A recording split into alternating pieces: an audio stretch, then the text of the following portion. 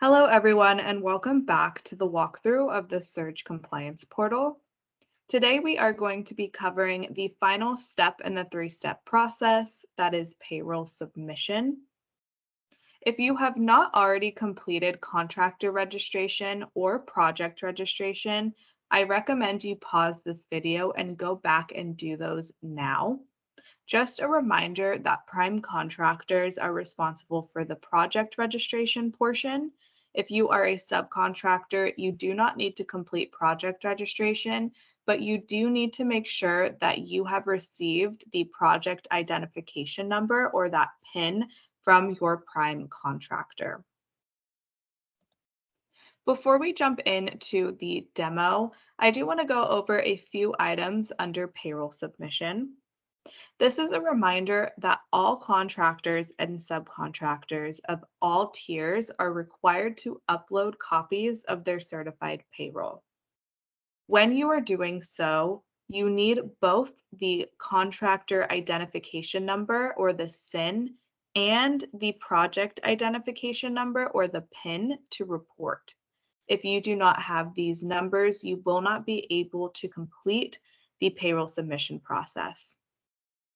You must submit copies of certified payrolls with prevailing wages for the duration of each qualifying project.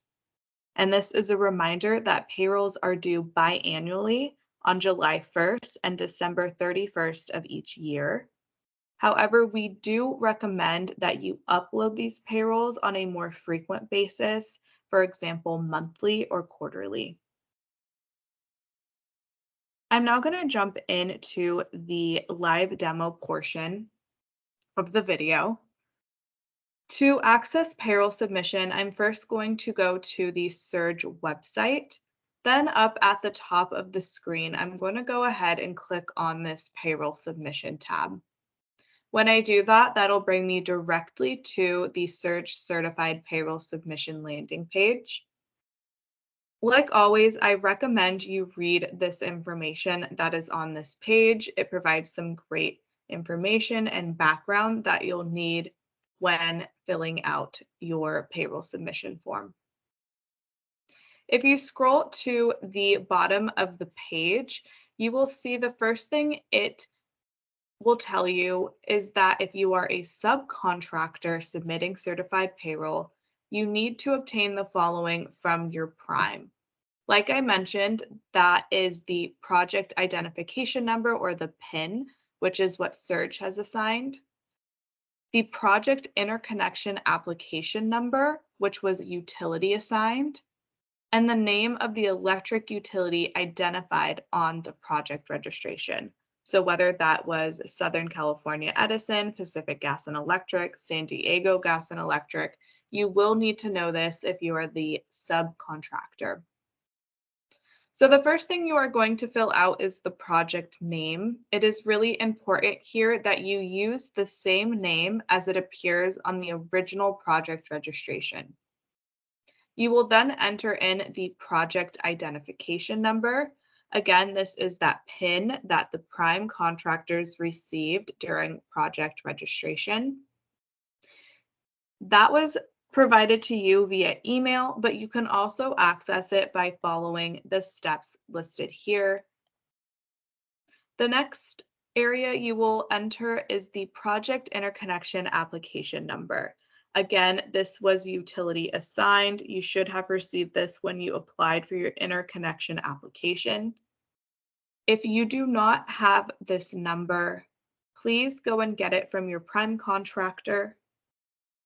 The next is going to be the electric utility name. So like I mentioned, SCE, PG&E, or San Diego Gas and Electric. Then moving down into contractor information, you're going to enter the submitter's contractor identification number. So this is your specific SIN that you received in step 1 when you were filling out contractor registration. You will then answer the question, are you the prime contractor on this project? If yes, you would obviously click yes. If no, you would click no. Then you'll enter in the first day of the reporting period for which you are uploading documents and the last day of the reporting period. Now, this may look different for each one of you depending on how frequently you are uploading your payroll. Again, we recommend you do this more often than biannually. The requirement, yes, is a biannual upload, but it may be easier for you to upload monthly, quarterly, even weekly for some of you. So just a recommendation. Now it has this warning here, or this notice, that all files uploaded must be a certified payroll report. This is very important. If you do not know what a certified payroll report is, we will be going over this a little bit later in the video. Now is your time to upload your PDF files. So this can be one large upload. This can be up to 24 different files that you can attach, but this is where you will choose from your computer the files to upload. Once you have done that, you will confirm that all files contain a certified payroll report. You will answer the question, is this your final payroll reporting period for this project? And then you will answer, are there any periods of non-performance during the reporting period listed above? Now, it's very important that you answer this one correctly. When your payroll is being reviewed, it is being reviewed for all of the months within that reporting period. So if there are certain months that you did not perform work, you really want to make sure that you are mentioning those here. So if you click yes, then you would list the periods of non-performance, and we provide an example of how we wish to receive that information. Now, once you have entered that, you will scroll down and there is another just notice here letting you know that you are about to submit your certified payroll report and to verify the following. The first is the project name matches the name on the original project registration. The project identification number was entered correctly, and your contractor identification number was entered correctly.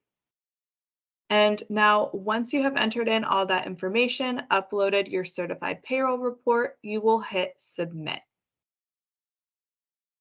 Before we end the video, there are just a few things to go over under certified payroll. You see we have our certified payroll submittal deadlines listed here. So the first one on Monday, July 1st, 2024, and the second one on Tuesday, December 31st, 2024. Again, we recommend that you submit payroll on a more frequent basis rather than that biannual upload schedule. For example, this could be quarterly, monthly, weekly even. And like I mentioned earlier, it is required that you are uploading certified payroll reports. And what that means is these reports must be accompanied by a signed statement of compliance. Now, a statement of compliance is a written declaration made under penalty of perjury that the information contained in the records is true and correct. Now, once you have confirmed that your certified payroll reports are indeed a certified payroll report, you can go ahead and upload those documents. If you have any questions regarding the information provided, feel free to call us at 1-800-549-2143. You can also email us at info@cpucsurge.org or visit our website at www.cpucsurge.org. Thank you and good luck reporting.